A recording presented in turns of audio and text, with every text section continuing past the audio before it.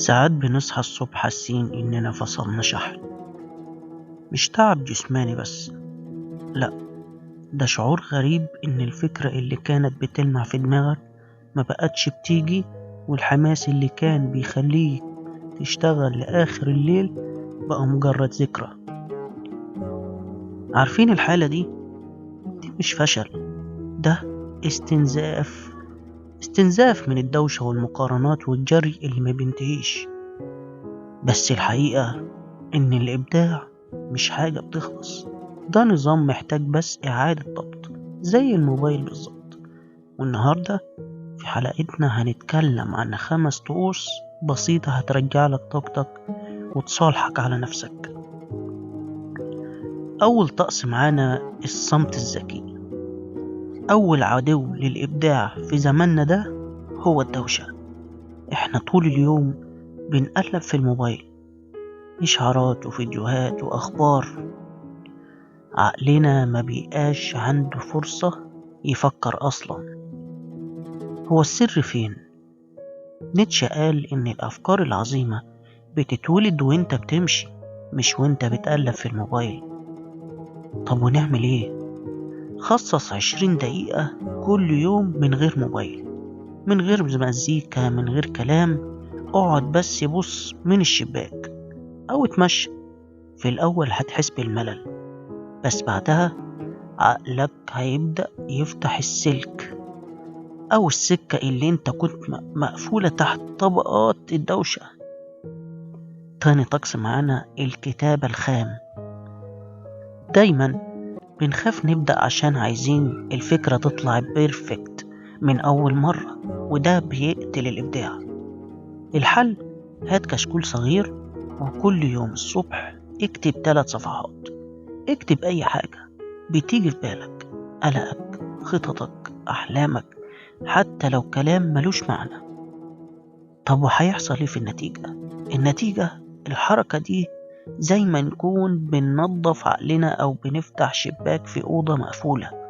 بعد كام يوم هتلاقي الأفكار بدأت تجري في دماغك بسلاسة أكبر. تالت طقس معانا التمشية الهادية. العقل التعبان ما بينتجش، والحل مش إنك تقعد أكتر، الحل إنك تتحرك. الطقس ده إزاي يعني؟ اتمشى تمشية تأملية لمدة 30 دقيقة. لما تسمع بودكاست ولا تسمع بودكاست ولا تحاول تحل مشكلة معينة. اللي بيحصل هنا وانت بتمشي بهدوء، عقلك بيدخل في حالة بين اليقظة والسرحان، وهنا بيبدأ يربط الأفكار ببعضها ويعيد ترتيب نفسه من جديد. رابع طقس معانا العزلة المؤقتة. بقينا بنخاف من الوحدة، مع ان أعظم الأفكار في التاريخ اتولدت في لحظات العزلة. الهدف: خصص نص يوم كل أسبوع لنفسك وبس. مفيش تواصل، مفيش سوشيال ميديا، مفيش التزامات. طب وده ليه؟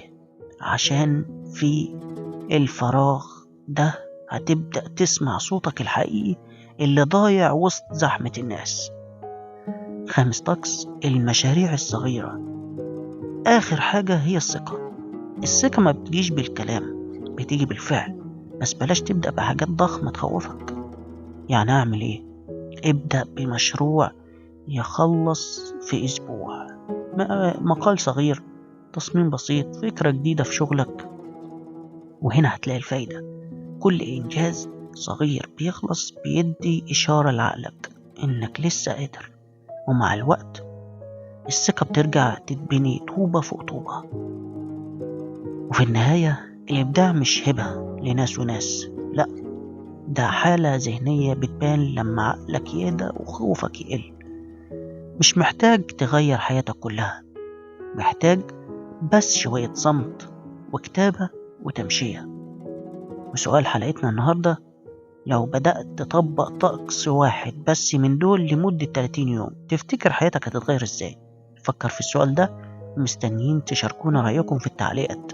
لو عجبتكم الحلقة متنسوش تشتركوا في القناة وتفعلوا الجرس، ونقابلكم في حلقة جديدة إن شاء الله.